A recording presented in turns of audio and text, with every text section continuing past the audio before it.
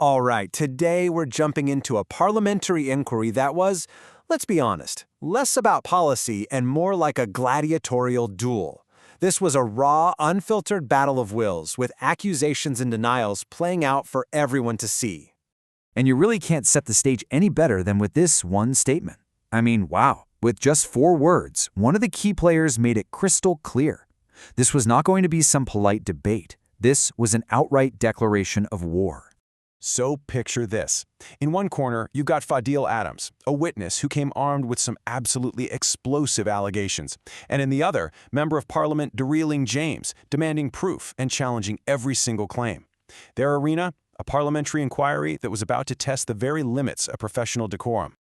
Okay, so every huge conflict has a trigger, right? A catalyst.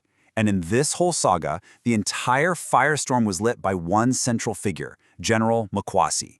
Man, this slide right here gets to the absolute heart of the conflict. For James, General Mkhwanazi is a straight-up hero, a whistleblower who bravely put it all on the line to expose a corrupt system.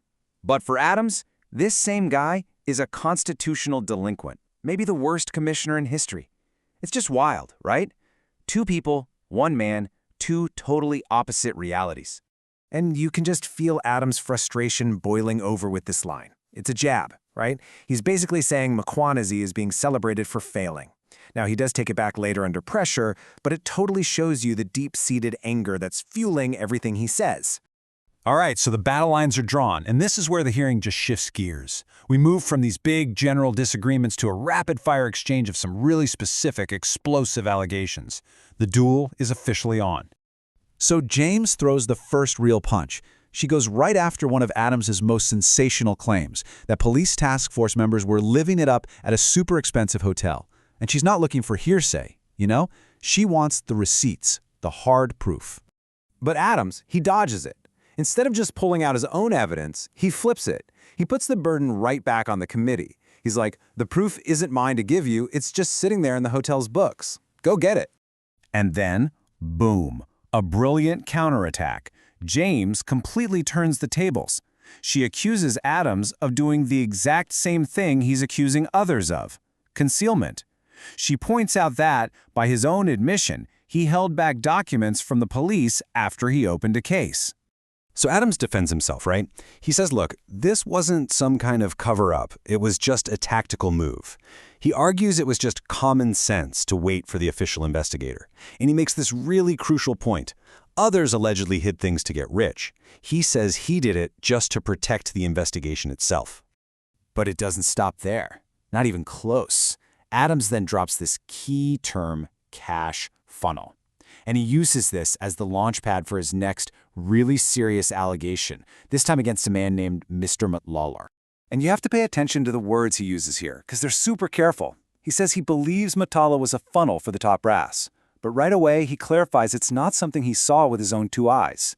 So it's a huge allegation, yeah, but it's built on his belief, not something he actually witnessed. Okay, so at this point, all that tension that's been simmering under the surface, it just explodes. The whole inquiry just goes from a heated debate to a full-blown, personal, chaotic shouting match. Yeah, any sense of decorum just shatters into a million pieces. James is accusing Adams of being defensive and trying to derail her questions, and Adams is just firing right back, telling her to stop screaming at him. I mean, any respect you'd expect in Parliament, it's just gone. And then this happens. In a truly shocking moment that just stops the hearing dead in its tracks, Adams says this. It's so personal, so inappropriate. You could just feel the air get sucked out of the room. The whole thing just went completely off the rails. The chaos gets so bad that the chairperson has to keep jumping in over and over again.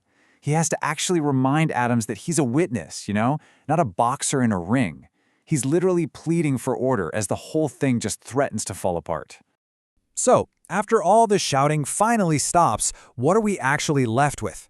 Well, it's a fundamental question that was there the whole time, but now it's just out in the open because of all the drama. What's the real difference between a passionate belief and cold, hard proof?